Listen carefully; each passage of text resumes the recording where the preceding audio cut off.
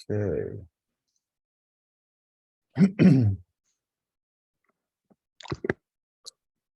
Okay, thanks everyone for joining. This is our January edition of the Triad Microsoft Data User Group. We're in the Greensboro, North Carolina area. At some point, we may go back to in-person, but right now, virtual has been working for us. With that, we are a part of the Azure data community. It's a much larger community that Microsoft sort of built after PASS was sort of closed. So there's plenty of other groups out there. A lot of them are underneath Meetup, much like a lot of you found us. So if you're interested in other topics, there's plenty of learning material available. Upcoming events. So SQL Saturday is still going. Redgate sort of took that over, and so there's lots of sessions coming up depending on where you are in the States and even in Costa Rica and Haiti. And then also Data Saturday is still going. There's a separate little group of folks who do Data Saturdays, mostly over in Europe, but SQL Bits is coming up soon. And then Visual Studio Live has a few destinations across the United States. All of the old PASS summits are still on YouTube. They're underneath PASS TV. So if you're interested, some of the sessions like the core engine sessions and when new features are released are still valid today, even though we're on SQL 2022. So plenty of material out there. All of our stuff is being recorded as well. So today, and we have other sessions out there. So if you're interested, links at the bottom. I will send a note to everyone with this slide deck and a link to Jared's recording in a few days after we get everything processed. And if you remember, PASS had a little pro tier where there was some additional videos out there. Those are all underneath Redgate now, underneath the educational series.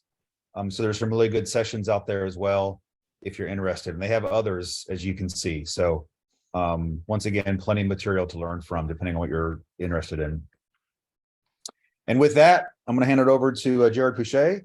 He's going to help us understand how to pull those milliseconds out of our queries and make them run as quickly as possible. So with that, the floor is yours. One moment while I share my screen. There we go. All right, that's better.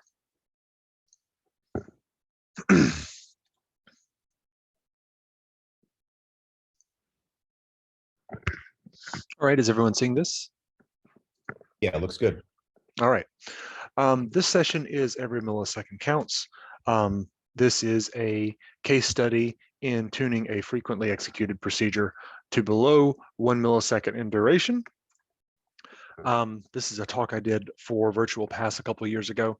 My name is Jared Poche. I am a database engineer. I've got to update my slide decks. I have worked for ChannelAdvisor since 2016, and ChannelAdvisor got acquired late last year. So now I work for Commerce Hub. If you want to follow up with me later, I'm on Twitter and LinkedIn. You can also follow up with me by email, and you can check out sqljared.com. I just put out a blog post last week. I've been blogging there for a couple of years now. I am a 10-year veteran of Microsoft CSS, so I did customer support for Microsoft down in Charlotte. I've been blogging since 2019. I've been a SQL Saturday speaker for multiple events, and I've been a virtual PASS speaker for the 2 years during the pandemic. And I spoke again at PASS Data Community Summit in November. So expectations about this session. This session is a intermediate to advanced level. We talk about a bunch of different topics in this one. I wanted to do a session about this because I felt that the work in this project was not sort of your standard query tuning. Like there weren't, say, missing indexes or table scans or something incredibly obvious for this. And the goals for this session is I want you to see kind of the attention to detail we had to pay to see the opportunities for this one. Hopefully you'll learn some new code techniques. One of the things I've been doing for the last several years is I've been a database engineer as opposed to a database administrator. So a lot of these sort of daily administrative tasks haven't been what I've been focused on. I've had more time to really focus on how do we write good stored procedures that cross all of our T's and dot all of our I's. And in this case, we did a couple pretty sneaky things in how we wrote our stored procedures to get the most we could out of SQL Server. And I want you to think outside the database. So in this case, one of the biggest advantages we had was it relied on us knowing how the application works and how our customers work with our application and how that affects what's going on inside the database. So having our domain knowledge spread outside of just the database was really helpful here. Foundations and topics. So this is all about one procedure, which is an upsert procedure. An upsert procedure is either going to try to update rows in a given table or insert those rows if they don't exist. I've got a link later on about some optimizations for upsert procedures in general that you might find very useful. I came across that blog post kind of after this work was done, but I thought it was really good. And so if you are working on similar, it'd be good to point that out. So I talk about table variables some in this, and I find that table variables get maligned a lot in, say, blog posts and articles because table variables do not have statistics. So when they get compared to temp tables, the general conversation is, well, temp tables are better and you're going to get, better execution plans because they have statistics on them and table variables don't, which is to a degree accurate. So SQL Server might come up with a better execution plan because it does have statistics and it can make more accurate estimates as to how many rows a given operation will affect. But we use table variables a lot, and specifically we use table valued parameters a lot, and we are in this procedure as well. Why do we use table valued parameters? Well, instead of imagine if you wanted to update 50 rows in a given table. Well, you can either have a procedure that updates a row and then pass in the parameters, and your application can do 50 different calls to that procedure to update those 50 rows. Or you can pass in a TVP and essentially pass in a small table to tell the procedure all the things that you want to update and have it do them all at the same time. We use a lot of stored procedures with table valued parameters at my company. And specifically, we use memory optimized table variables and TVPs a lot. So, and table variables still don't have statistics, but using memory optimized table variables and TVPs, we find is a very effective way to get really good performance while not dealing with some of the issues that temp tables have, such as, say, tempDB contention. But we'll talk about that more later. We bring up a table spool at some point in this because it pops up in our execution plan. Well, what is a table spool? A table spool is basically an operation inside SQL Server where it's perhaps already done some joining together of different inputs, but it's created an internal result set that it wants to save off so that it can refer to it multiple times later. And I do believe these table spools get created basically as a work table in tempDB. So we have a table spool that pops up at one point, and the real thing is that gets my attention because it makes me think we're actually doing something fairly complicated if SQL Server is actually needing to spool off that information so it can refer back to it later. So I kind of saw that as a little bit of a red flag. Indexed views. So views are pretty straightforward, right? A view is just basically a query that we've designated inside SQL Server that we can give people access to. And it doesn't actually store information unless you create an index based on that view. So in this case, we have an indexed view that pops up at one point, and it is another thing that gets me asking questions as to why we would need to have that. When you have an index on a view, of course, we're now going to take the data that would be visible through that view and actually create an index structure and write the data into that index structure. The biggest point about this is if we're going to index that information, well, anytime we update the underlying tables, we're now going to have to update the indexed view as well.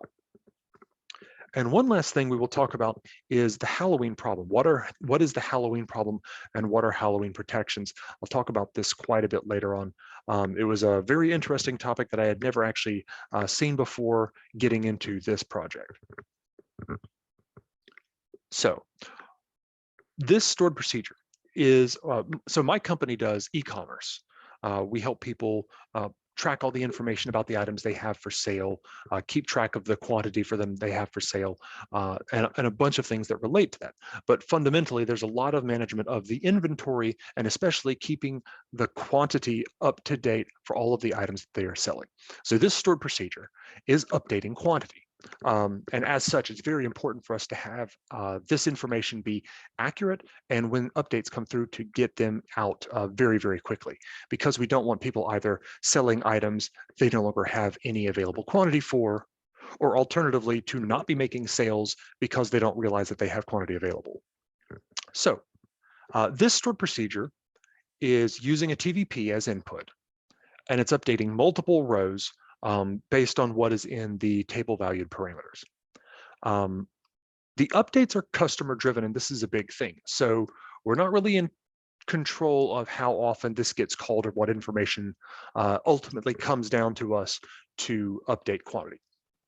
So our customers are constantly giving us information about sales that they've made, or they've gotten additional shipment of whatever quantity, and they're passing that information to us so that we can have it in our system. And like I said, we've got to make sure these things are accurate and very, very quick. So this stored procedure, when I started working on it, was taking 3.1 milliseconds per execution. And all the numbers that I give you from this are coming from Query Store. So we use that extensively as well. So if it's taking 3.1 milliseconds to run, why would I spend much time on this? The reason is we were running this several 100 million times a day, and the numbers for that sound really crazy, but this is happening over dozens of servers running instances of SQL Server, and across hundreds of databases that are all running basically the same schema, the same stored procedures, but with information for different customers. So when I started working on this, it was running 285 million times a day. Several months later, when I finished working on this procedure, it was running about 350 million times a day. And the last I looked, it was up to 500 million. So what does the procedure do? Unfortunately, since this is, a procedure that is part of our code base at my day job, I can't actually show you actual code from it. We're going to be looking at some anonymized code, but let me give you a general sketch of what the procedure does. First, it has one quick query that populates a few variables, but that's not taking very long. That's not really what our problem is. Second, we check for item listings. So if you've got a limited amount of quantity of something for sale, let's say you have an item and you have 20 of that item for sale. If you have and you're trying to add more quantity to that. Well, if you have some of those are already spoken for, let's say 5 of those are already for sale up on some marketplace like eBay. Well, then really you only have 15 that are available. And knowing how many you have essentially out for sale or in processing is part of what we need to track to make sure that we're tracking an accurate quantity inside our database. So we check for whatever item that we're updating. We check to see if there are any outstanding listings so that we can subtract those numbers back out later. That's not too bad either. We then perform the update against the table. This is the majority of the duration of the stored procedure. This is about 80% of the runtime. So I know kind of going into this at some point, I'm going to have to look at that update and actually get something meaningful out of that if we're going to really tune this down. And then, since it's an upsert, if a given row that's in our TVP doesn't actually exist in the table, we can't update it. So we have to insert it. One of the things I saw early on too is when we're inserting these missing rows, there's actually a trigger defined on that table. So we're, I think, updating a second table based on that. So, and one of the things I wanted to do here that I came up with is, if this is taking 2.1 milliseconds, let's try to reduce this by 1 millisecond. If we can just trim 1 millisecond off of this, that's going to be that effect is going to be multiplied many, many, many times because of all the executions we have in a day. So I'm trying to get this thing to reduce down by 1 millisecond at first. So here is a part of the execution plan for the update. And you can see here it's already quite large. Here is most of the rest of it. Give me a second. Let me get over to Management Studio. We'll actually look at the whole thing. And I do have a few examples, and we will take a look at those as well. But let's take a look at this. Here's the anonymized execution plan for that update statement. And it is rather large. So let's zoom in a little bit and let's take a look over here. So, and I did say earlier on that we don't have anything obvious to work on, like we don't have any table scans or missing indexes or things like that. And if you are eagle-eyed, you might see that we actually do have an index scan right here. And this is anonymized, so it's hiding some of our details from us. But this object 5, I can tell you, is one of our memory optimized table variables. I think it's actually a TVP. So if we're reading one row from this index scan and it's already in memory, I'm not too concerned about that. That's not our real problem here. Well, what else do we have going on? We also have I believe an index seek down here, which is a seek against another memory optimized table variable. What's more interesting is this, because this is our base table, this object 7. We have an index seek there. We have another index seek here. And we have a key lookup. A key lookup, of course, is we've used a non-clustered index to seek against the table, but we need to get some information that's not contained in that index, so we have to go look it up in the clustered index. I do frequently tend to look at key lookups and try to get ways to remove key lookups whenever I can, just to speed things up. But if you also look at this execution plan, what else do you see? There's an awful lot of operators, just aggregation, nested loops, filters. There's a lot of individual operations, but they're all like really small cost and 0 of 1 rows, 0 of 1, 1 of 1, very small internal result sets here and very small number of rows being read, which is good, but does make it difficult for us to figure out what are we supposed to be targeting here. So we get to this point in our execution plan and we've joined everything together. Okay, we've kind of done the read part of this, but there's still a lot going on. So what is all this? So we've joined this together and we apply some scalars, we do a sort, and then we actually do our clustered index update. Okay, we've done our update. And what got my attention first was, what is this? We're doing a table spool, an eager spool.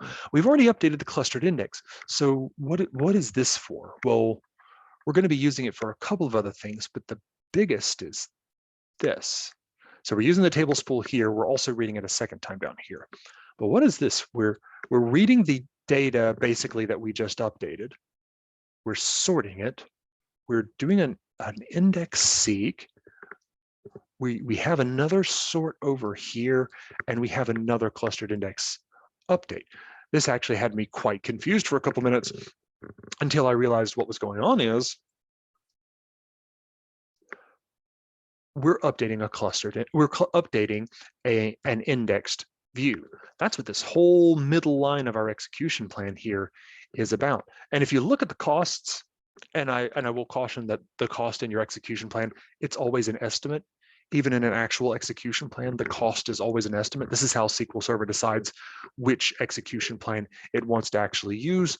And the costs for some of these are, well, 20% here, 12% there, 4, 12, 11 more. This is more than 50% of the estimated cost for our statement. So that seems like rather a lot. So one of the first things I kind of got out of this as a possible way for us to optimize this is, why do we have, well, not so much why do we have that view, but why do we have an index on that view? Because every time we update the underlying table, we have to stop and update that index. And it's an extra layer of overhead on top of just say the indexes for the table itself. So My first idea was to look at that table spool and look at that indexed view and see if we really needed to have that. But a few other things came to mind. Now, it's an absurd procedure, as I've said a couple times, but every time through it, we do an update and then we try to do an insert. Well, are we necessarily going to need to do both of those every time? I specifically was thinking we're probably going to be, inserting a record once and updating it many, many, many times. Are we necessarily going to need to run the insert statement at all every execution? Is there a way to reduce that? I also figured out if we weren't running the insert statement, we wouldn't be running the trigger associated with it either. And anytime I can stop a trigger from running, I'm quite happy with that. Third, the idea about table variables, that table variables don't have statistics. So SQL Server can't make good cardinality estimates based on them. Well, maybe we try this without using table variables. Would we be better off using temp tables instead? And fourth, that update. It's very complicated. There's a lot going on, but I had two things that I wanted to dig into. Can we get rid of that key lookup? But also, we have two index seeks against the main table, which seemed odd to me. Why do we have two index seeks against it? If we can get rid of one of the index seeks and get rid of the key lookup, we can go down to, using, doing one operation against the table instead of three. Any questions so far? And just for a moment, let me go back to Management Studio. So I have some examples here that we'll be going through in a bit based on AdventureWorks 2014. I've already restored this from backup. And I'm gonna show you some similar code to what we were doing in my stored procedure, just so you'll have slightly more concrete examples. Since we're going to be using memory optimized data, I'm creating a file group for that optimized data and at least one file for that file group. So I'll make sure that that has already run. Thank you. And we're going to create a couple of memory optimized table variables. So I'm going to create a type. Here's the name of the type as a table with memory optimized equal on. And I've got a second one that's got a few more columns, and we will create both of those. All right. Quick question. Yes. So you were showing us the execution plan earlier in Yes. SSMS. Did you use other tools to view the execution plan, or the statistics IO, and kind of break down the individual operators? What is it? It's not Redgate, because Redgate has SQL Sentry. SQL Query Analyzer. Goodness, I can't think of the name of the tool. There's a tool from Redgate that I use at work. Plan Explorer? I used Plan Explorer, right. Now, Plan Explorer really doesn't do a lot that's different to me, just in kind of showing the execution plan. I like the visualizations of it a little bit more. The main thing for me with Plan Explorer for this is I can right click on it, tell it to anonymize an execution plan. So, this is why everything is object this and column that. I didn't use it for, I like the way it visualizes the execution plan, but I don't know that it gives you that much more information. It just makes it a little easier to get to some things.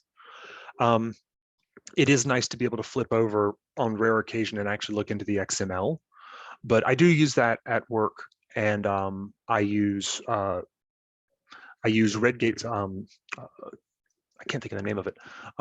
They have a better sort of autocomplete query intelligence tool that comes from Redgate, and I love that. I feel like I'm typing with one hand whenever I don't have that. SQL prompt, maybe? Yeah. SQL prompt. Yes, I love SQL prompt. Anything else? Thank you. Okay. So yeah, I had taken the execution plans from work and we anonymized them using Plan Explorer. So the first of these options was I wanted to look at the indexed view. So we have that table spool. We have multiple operations going on to update the index on the indexed view. It was expensive. And one other thing I wanted to mention about that execution plan, pardon me. So this is the index update. So this is the operation that's actually, This is the operation that's actually performing the index, the update to the base table. One of the things I noticed is that the cost of this was really low. It's only 22% of the cost of the entire statement. Normally, if you've got a DML operation, if you're an insert, an update, a delete, normally the most expensive operator is the one that's actually writing the data. And in this case, it's a really small percentage. If it's a query that's tuned and really efficient, I'd expect the index update to be 70 or 80% of the cost of the statement. And in this case, there's so much else going on that the cost of this is only 22%. So this was another sign that we would probably have some room for improvement. So we're updating the view on the indexed view as a part of our update. And we know that DML operators are more expensive than a seek. So my question was not so much, can we get rid of this view? But it was a question of, do we really need to have an index on this view? What does it do? Let me go see the references to it. And what the indexed view was doing, it was doing a bit of aggregation for us. Now, the procedure can update multiple rows, but the procedure is only geared for one item at a time. So the customer's updating the quantity for one item on each time we call the database. We have multiple rows in the table if the item is present in multiple distribution centers. So majority of the time, if an item has more than one quantity record, it probably only has a handful of them. You might be updating 3 or 4 rows. Well, the view is actually aggregating the quantity for that item to give us one quantity value when we hit the view. So the entire point of this index that we're having to maintain is that we want to read 1 row instead of 4. It really didn't seem all that valuable to me. So what we did first was we actually just left the view in place, but we removed the index on it. And I didn't really have an estimate for how much overhead that was adding because I hadn't done this purely for optimization reasons before. But in this case, it reduced the runtime of the stored procedure by about 20%. Based on what day you measured it on, but that seemed like a really good improvement. So we reduced the runtime for it by 20% at that point, which is about 0.6 of a millisecond. That was actually more than half of what we were shooting for. The next thought we tried out was this idea of table variables not having statistics and possibly having bad execution plans because SQL Server can't estimate things well. Well, what if we replaced the table variables with temp tables? Because temp tables have statistics, SQL Server maybe will get better execution plans and get better performance out of that. And it turns out that was a terrible idea. And the reason is, when we changed from using table variables internally to using temp tables, and we had 3 or 4 of them inside the stored procedure, we started seeing a ton of tempdb contention. Now, our environment is a really busy OLTP environment. You've probably seen some amount of tempdb contention before wherever you work. It's a thing. There's a lot of blog posts about it, and in fact, I wrote one last week. So tempdb contention really comes down to how many objects are you creating in tempdb. And in other cases, this might actually have been beneficial. But in our case, for a stored procedure, we're running hundreds of millions of times a day and having to create, I think it was 4 temp tables each execution. This was creating a ton of objects in tempdb, and we actually were slowing down the stored procedure by creating temp tables and having to create objects in tempdb and going through that contention. So we actually reverted this change. We went back to memory optimized table variables. I'm a big fan of memory optimized table variables. We do a lot with them. We've in other places, I think we had a push at one point early on when we were experiencing tempdb contention to get rid of a lot of temp tables in our stored procedures and replace them with memory optimized table variables. And I think part of that, when we found out there was some kind of a bug in SQL Server that was actually causing some of that contention. But to me, memory optimized table variables are really hard to beat. And if you are concerned about an execution plan and you want to try to encourage different behavior, I'm not that shy about putting in hints, either to hint it to use a specific index or to change a join order. Those are things I do kind of all the time, and that helps a lot with dealing with any shortcomings that you get from memory optimized table variables. Next, I was rather pleased with this one. So I had the suspicion that we didn't need to run the insert every time we run the stored procedure. So in case a row doesn't exist for our update statement, then we're going to try to insert it. But logically, we're going to insert something one time and we're going to update it many times. Every time our customer, sells an item or gets in more stock or moves it from one distribution center to another, they've got to send us updates. So obviously, we're going to be updating many, many times throughout the life of a given item. One of the things that I didn't know before this is if you run an insert statement and you insert 0 rows, you'll still run any triggers on that table. I thought that was rather funny. I had never even stopped to think about that before. So how could we decide when we do and don't need to actually run the insert?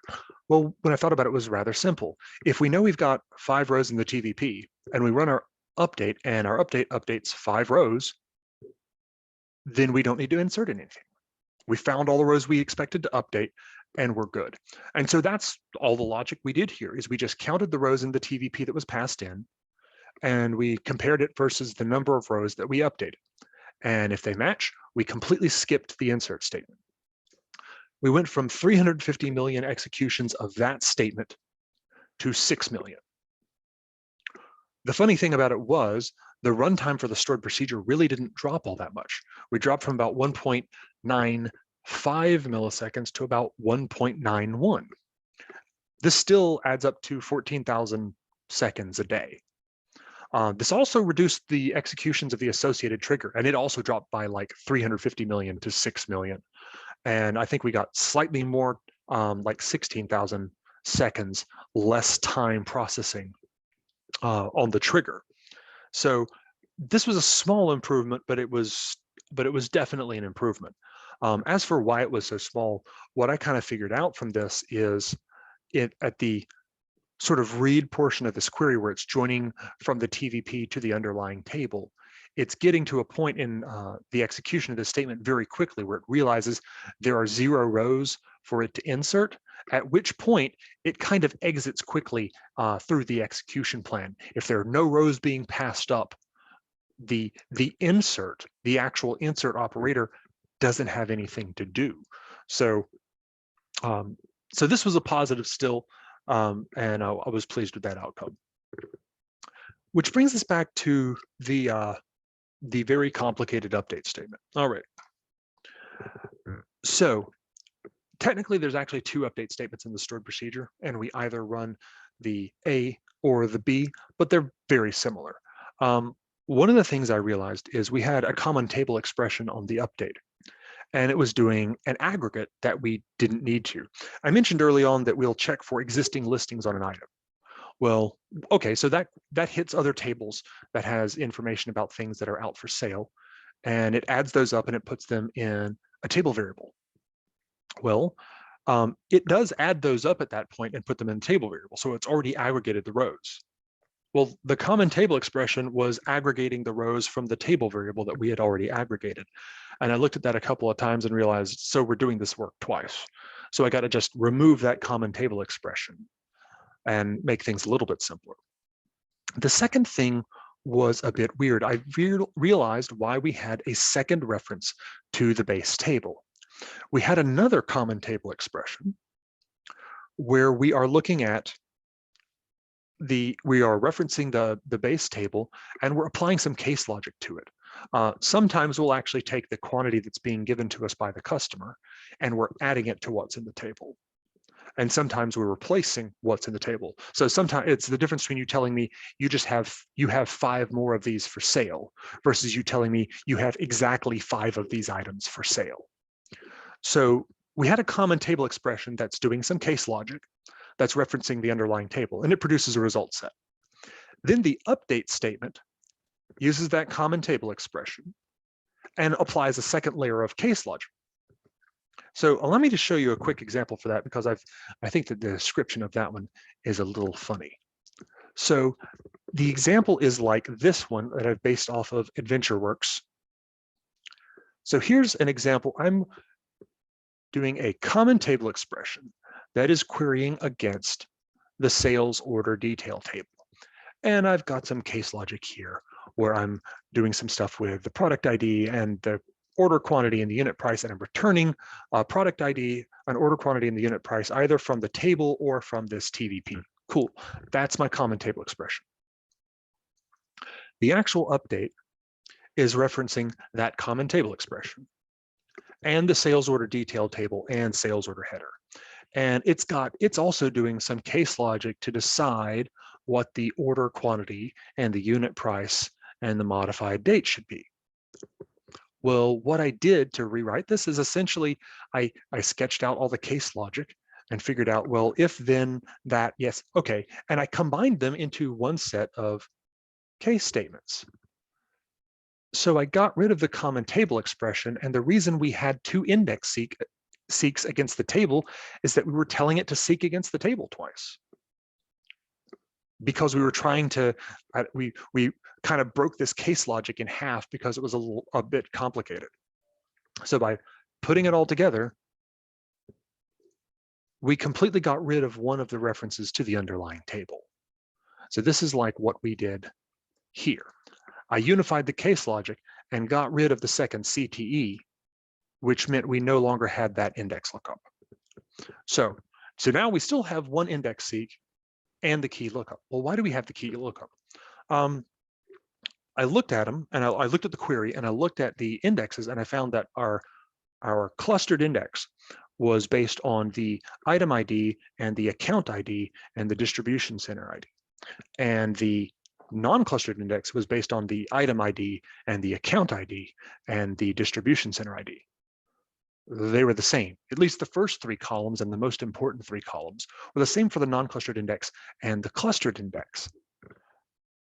But obviously the non-clustered index doesn't have everything we need, so we're having to do the key lookup. So I put a hint on the query to tell it to just use the clustered index to start with. It should be able to seek it just as effectively as the non-clustered index. I figured the optimizer was trying to use the non-clustered index because it was smaller. But in this case, we really didn't, the key lookup was creating a lot of extra work for us. So by getting rid of the CTEs, updating the case logic, and using an index hint, we reduced the duration of this by about another half a millisecond, which works out to 189,000 seconds per day.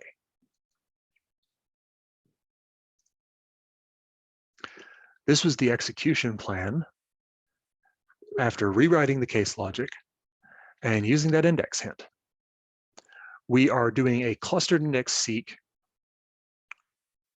on our main table. We're querying two TVPs that are already in memory. And remember what I said about the cost of our index update previously, that it was only 22%?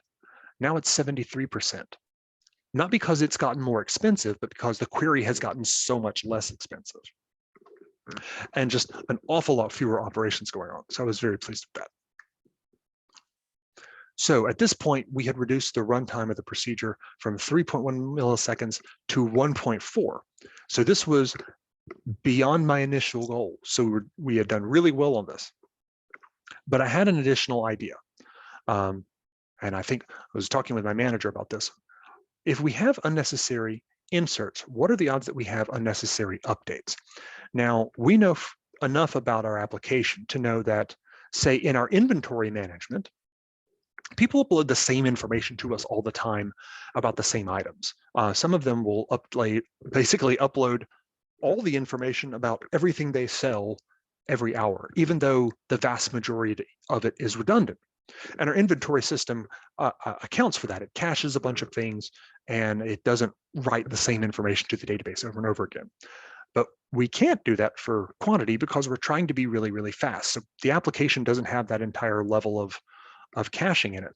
So we had thought about it, and we said, what are the odds that people are passing the same quantity numbers to us time and time again because they're doing this in an automated fashion? What if they're updating us every hour that we have 20 of this for sale, and we're just writing the same 20 into the database over and over again when nothing's actually changing. So here was the idea. It was really simple. What if we limited the updates to when the quantity is actually changing? So we'll run the update statement, but we'll add something to the where clause to compare the new quantity to the old quantity. In which case, we'll at least update fewer rows. And it turns out that that was a terrible idea.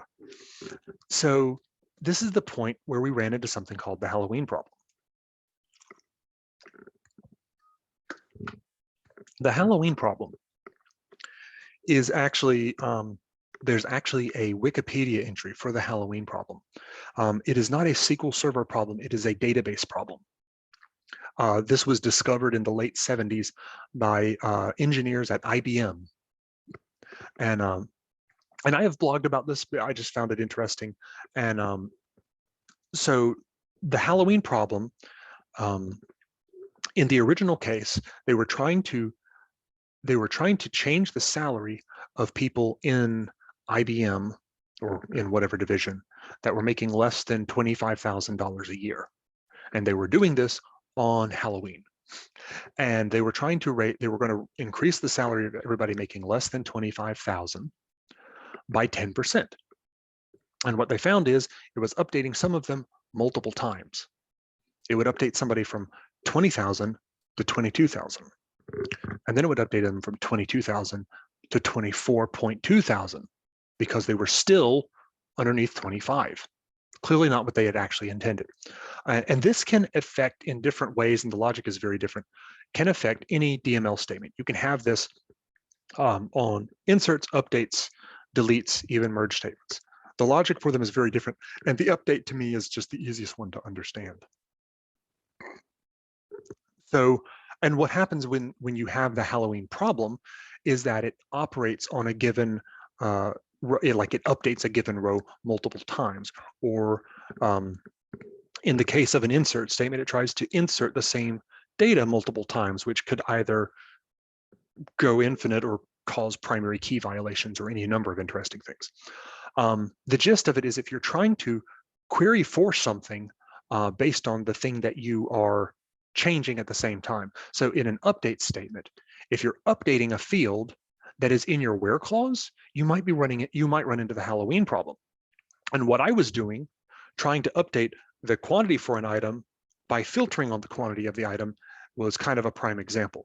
Now, SQL Server knows that the Halloween problem exists, though, and it prevents it from happening whenever it's possible. So you're never actually going to have the Halloween problem.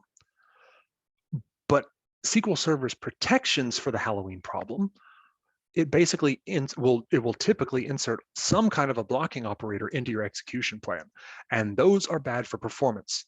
So what we really wanted to do is try to find a way around the Halloween protections, because the Halloween protections caused this, by adding that where clause to this statement, the statement took significantly longer after the change, which was not at all what we expected. So in this case, it added like an eager spool into the middle of the operation, and this interrupts how a statement normally flows. Normally, pardon me for a second, let me go back and look at that execution plan. Normally, as you're reading from multiple sources, you'll get an individual row coming from this index scan up to this nested loops operator. It will read information from the second source, it'll join them together, and it'll pass them along. But it's doing this all in a row by row fashion. And once the nested loops operator has joined the first row, it'll pass it to the operator above it. And that can then pass information on to whatever else needs to happen. This allows us to do multiple things and multiple operations at the same time. But once you insert a sort, a spool, some kind of a blocking operation, that flow that normally is going on gets stopped. So SQL Server can't process anything beyond that point until all the underlying data has been read and gathered by, in this case, the eager spool. So what SQL Server was really trying to do to prevent the Halloween problem is it was trying to separate the reading of our data from the writing of our data. Specifically, it doesn't want to update a record which can then cause it to move in one of the indexes while we're still reading the data, because that'll cause us to read that same row the second time. This is how it prevents the Halloween problem. It separates the reading from the writing of the data. So it wants us to go and read all of the data, join it all together, do all the logic for it, spool that up. And then it'll go ahead and do the right side of the data. Well, I had thought at this point, if it's trying to separate the read from the write, why don't we just do that ourselves? What if we split my update statement into two separate statements? Let's query all the data I need from the TVP and the underlying table, and let's put it, well, not into a temp table, that would be terrible, as I've already proven. Let's put that into a new memory optimized table variable. And we can go ahead and do all the difficult math, and we can figure out what the new quantity should be and what the old quantity was. Then I can check the results, and I can see if there are any rows where the quantity actually did change. If there aren't any, we don't even run the update statement. So we've already found a way to get around the insert statement. Now we might not even be running the update because we figure out it's unnecessary. Now this also required us to change the logic for the insert. Before, if we had 5 rows in our TVP, but we updated 5 rows, then we didn't need to do the insert. Now we might not be doing any updates either. So we did a similar query that kind of does a left join to determine whether we need to do an insert because the table doesn't have that row. And we did that instead of just using row counts. And at this point, I didn't really have a great idea of how many of those updates we were going to skip. And I was concerned because I wasn't sure. Now, instead of having an update statement, we have a insert select into a table variable. We have an if exists query against that table variable, and we still have an update that we might run. But populating that memory optimized table variable took between 90 and 100 microseconds. Checking the results, so doing a quick query against the table variable that's already in memory to see if there are any rows where the new quantity and old quantity differ, that took 10 to 20 microseconds. The end result is we skipped the update statement 96% of the time, which left us an average runtime of 320 microseconds for the entire stored procedure, which calls for a victory dance. So let's go take a look at our examples again. Show you the rest of what I've got. So we had created types and our file group and everything, and we need to turn on query store so that we can measure things properly.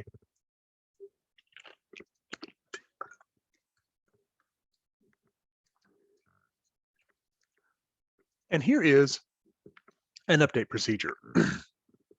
The logic here is a little convoluted, but I wanted to do something similar to what we were doing in our stored procedure. So we're doing a detail update, and we're updating information really in sales order detail. So we're going to change like the quantity or the price of things. And let's see, we have a simple query here that's just getting the status of the item. Fine. Now, I mentioned that our stored procedure has 2 different updates, right? And either maybe we're, adding data to what's already there, or maybe we're just overriding it. Well, I wanted to do something similar here. So here is an update statement where what we do is we're going to do a relative update, and we're going to join from the TVP to the sales order detail table, and we change the quantity and the price to equal what was passed in the TVP. Cool. We're doing nothing but updating there. The second branch is we're doing an absolute, and this allowed me to work in a delete statement. So here, we're going to update the quantity and price based on the TVP for the same sales order ID. If something is in the sales order detail table that's not in the TVP though, we'll actually delete that out of the table. If it wasn't included in the TVP, it shouldn't be in the table, kind of the logic there. So here's a delete statement. But this is, and we're going to do the upsert here too. So if we tried to update something, if something was in our TVP, but it is not in the underlying table, which is why we have a left join and we check to see if that value is null.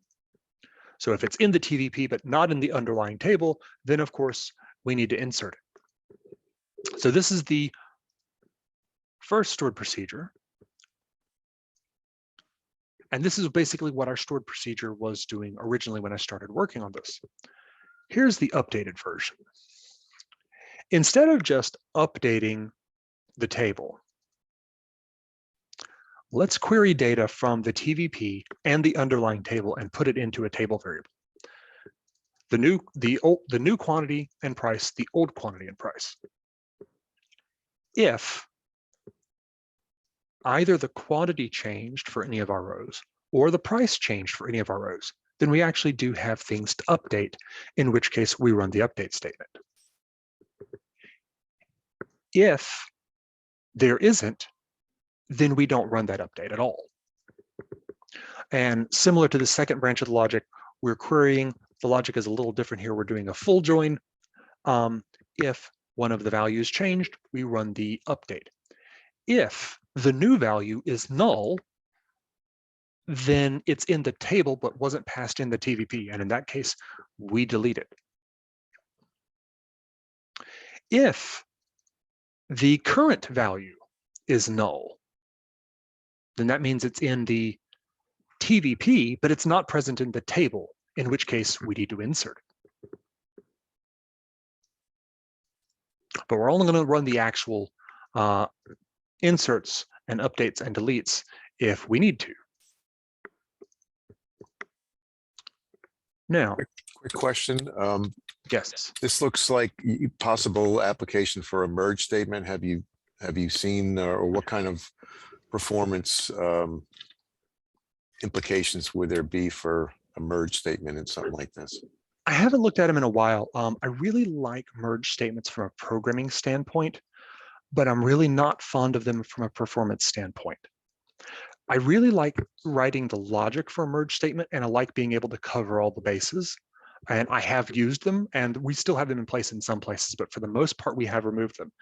The big thing is just trying to control the operation of it and knowing that the system is basically trying to do an insert and an update and a delete, whether you need to do all of them or not. I like having the individual statements because I feel like I have more control on what's going on, especially I feel more comfortable, say, using a hint in there if something's not performing the way I think it should. And you can run into issues with the Halloween problem and Halloween protections when you're using a merge statement. So you might be able to do similar things with that, but especially doing this approach, which I would call and have called manual Halloween, which I came up with the same term that had already been used by, pardon me, SQL Kiwi, his name escapes me, Paul White. Doing this kind of logic, I don't think you could do the manual Halloween logic and the separation of the read and the write phase as easily with a merge statement. I think that would be really logically complicated. Okay, thank you. Does that answer it? Yes, Okay. sure. Thank you. So this is a batch that is going to identify an order ID, pull out the details, put it into a TVP, and then we're going to go tell the stored procedure to update it. Now, if you wanted to, you could actually change what's in that table variable. I'm actually trying to do a redundant update for the sake of our example. So I'm going to do that, and I'm going to tell it to update them 10 times. Cool. Shouldn't take very long. It's going to print out some stuff. There we are. We're done. All right. This is a very big query against query store that's looking for my 2 stored procedures, looking for anything that's happened in the last 30 minutes, and give us the numbers. I do love query store. I used to do a lot more work with kind of some of the TVPs to kind of check out the performance of things, and I adore being able to look up things in query store and having the detail that it gives us. So let me zoom this back this way again, and there we go. All right. So here is these statements from the original stored procedure. We have a delete, an insert, and an update. everything is going along pretty quickly, except for the actual update. The update is averaging 35 milliseconds. And part of what I found with this particular example in this table in this database is that the more I run this, I kind of think it gets some cold cache issues, but the more I run this, the more that average tends to come down. I ran it all afternoon one time and got it taking about 2 milliseconds. But the more you run it, the more it'll probably perform a little faster. So underneath, we've got the modified stored procedure. And what you'll find here is, while we've got a delete statement here, you won't see a delete statement in the new procedure because the delete never actually ran. What we did do on some case is, if the new value was null, then it wasn't in our TVP, but it was in the table. That was the case in which we would actually do a delete. Now, if the data was present in, now our update statement would look like this. If the values are different, then we'll actually run the update. So our update statement is taking 20 microseconds. It also took us, to be fair, it took us some extra time to populate the table variable, but that only took 134 microseconds. So in this case, we would have come out way ahead doing the additional logic to do manual hallowing than to just do the normal statements and execute the inserts and the updates every time.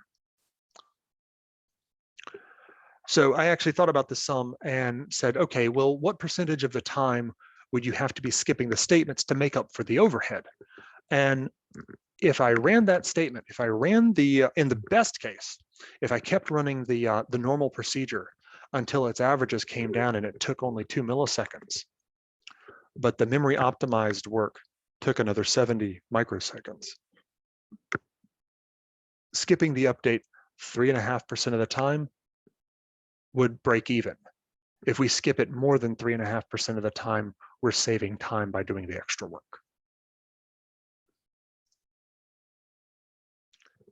Any questions about that?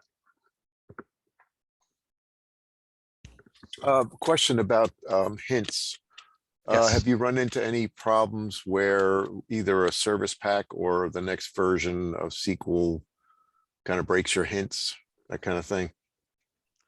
No, the biggest thing would be this: if you're using index hints and you, for whatever reason, drop or rename an index, you need to go search through your code base and make sure that that isn't a hint that you're using by name, because that'll break your stored procedure. So if you rename an index, or if you drop that index, but it's actually hinted in your stored procedure, the hint will have the name of the index, in which case the next time you run that stored procedure will say, index doesn't exist, nothing I can do. So that was the only thing that we've actually run into so far. Okay, thank you.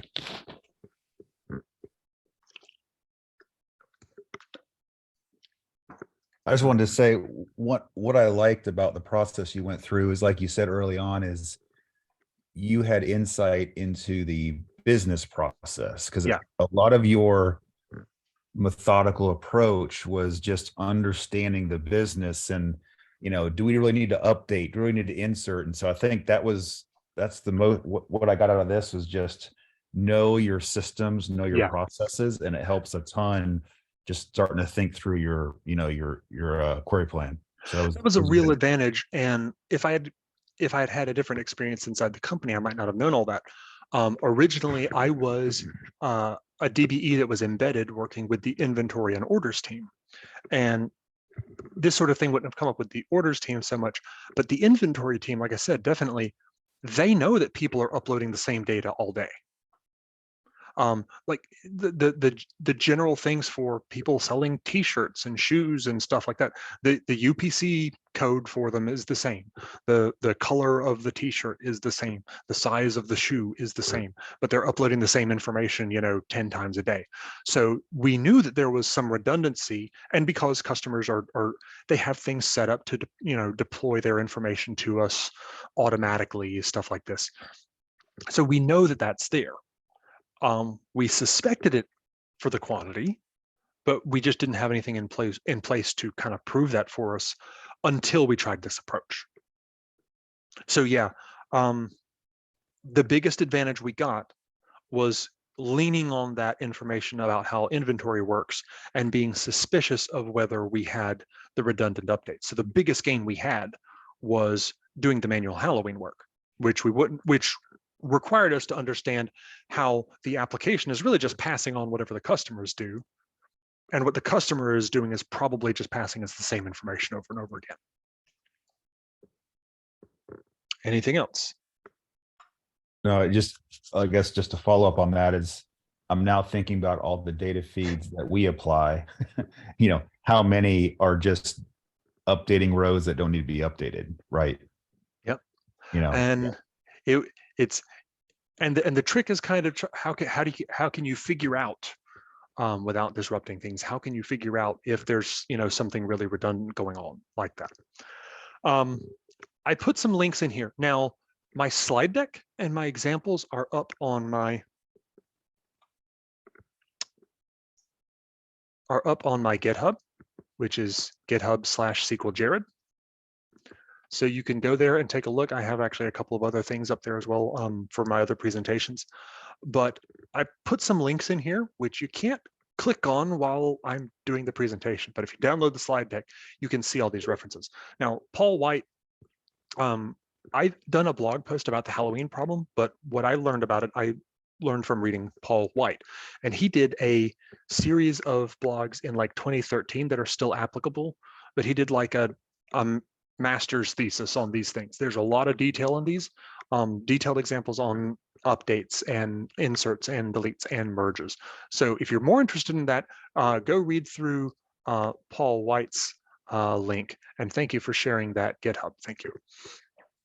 Aaron Bertrand had one, and I saw this blog post after I had actually done the work for the stored procedure, but he was talking about upsert coding patterns and like locking hints and things that make upsert statements more efficient. So that was a really interesting read to me. And if you are writing some of these, you might want to check that out as well. I have done blogs on the Halloween problem, on blocking operators in general. Blocking operators were the first thing I blogged about on my blog. And what it was is we had Grant Fritchie, who was the head of the PASS organization a few years ago. We had him come and spend the day with us at ChannelAdvisor a couple of years back. And we were talking about a bunch of query store stuff. And then once we got past that, we were talking about other performance topics. And he was showing us one example and asking questions and stuff. And he said, and of course, once you get to this sort operator here, this is going to slow things down because this is a blocking operator. And I said, oh, what? And I had just never heard the term blocking operator. So that was actually the first thing I wrote about in my blog when I started one, because I was like, I've been working with SQL Server for 15 years at this point, and I'm like, nobody at Microsoft ever even mentioned blocking operators. I'm slightly offended that this is the first time I'm hearing about this. And I also wrote a blog about this topic and kind of the iterative nature of this of, hey, we tried this and this was kind of cool, and we tried this and it was terrible, so we rolled it back. We also have, I have a couple of links just to stuff, basic information about Microsoft, about TVPs and memory optimized table variables. If you haven't used them a lot, you might want to look up those. The TVPs are really useful in having, as we do, a lot of stored procedures that work on a batch of rows. We're either inserting or updating a bunch of things at once, or the application is asking us for information, but it's not asking us for information on one item, and it's asking us for information on 100 items.